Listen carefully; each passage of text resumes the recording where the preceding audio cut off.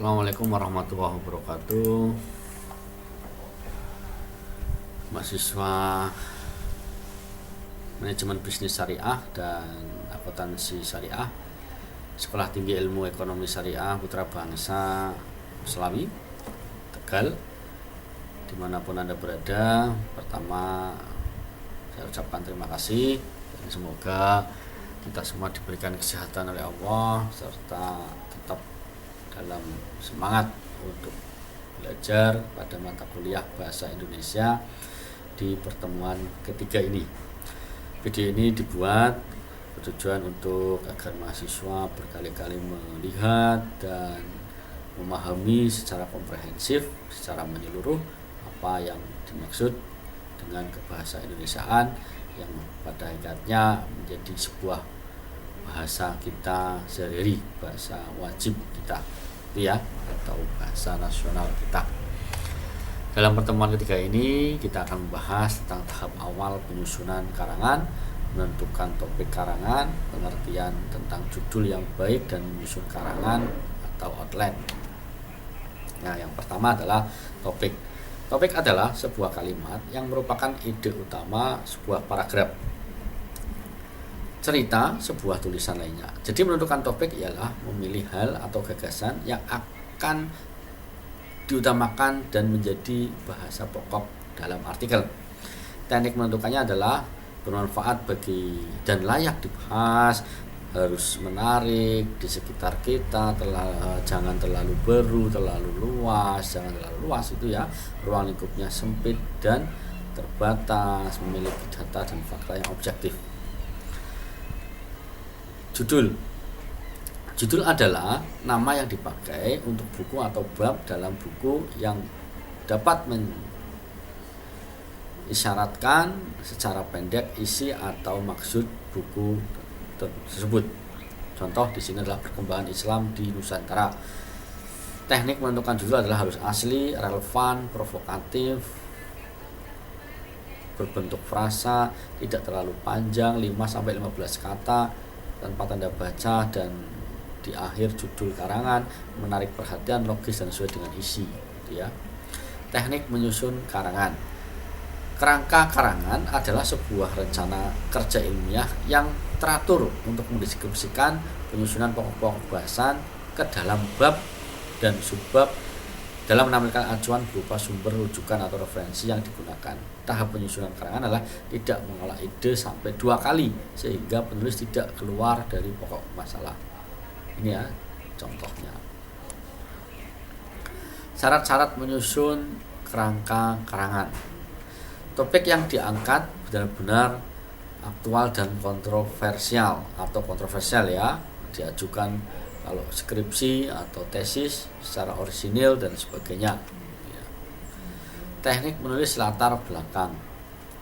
Kondisi ideal yang diharapkan, kondisi real, penyebab terjadinya kesenjangan antara kondisi ideal yang diharapkan dengan kondisi nyata di lapangan.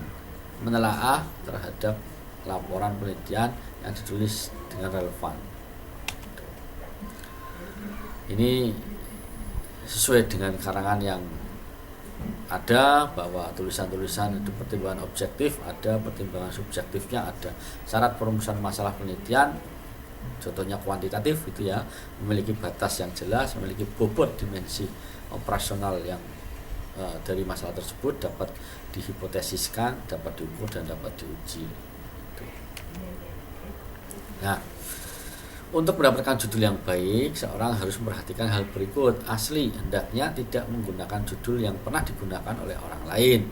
Relevan.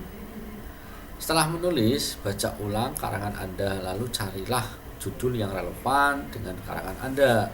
Gitu ya. Provokatif, artinya adalah judul tidak boleh terlalu sederhana sehingga calon pembaca sudah dapat menduga isi karangan Anda. Itu. Kalau calon pembaca sudah dapat menebak isinya, tentu karangan Anda sudah tidak menarik lagi. Singkat, judul tidak boleh bertele-tele, harus singkat dan langsung pada inti yang ingin dibicarakan. Harus berbentuk frasa, awal kata harus huruf kapital kecuali preposisi dan konjungsi. tanpa tanda baca di akhir judul karangan, menarik, logis, dan sesuai dengan isi. Ya. Fungsi judul merupakan identitas atau cermin dari jiwa seluruh tulisan. Ya. Syarat-syarat pembuatan judul tadi sudah dijelaskan di awal, harus relevan, provokatif, harus singkat, dan harus asli. Ya. Kerangka karangan atau outline adalah sebuah rencana kerja yang membuat garis-garis besar dari suatu karangan yang akan digarap. Manfaat kerangka karangan untuk menyusun kerangka karangan secara teratur itu dibutuhkan kerangkanya dulu gitu ya, memudahkan penulis menciptakan klimaks yang berbeda-beda, menghindari penggarapan sebuah topik sampai 2 kali atau lebih. Jadi harus membuat kerangka karangan.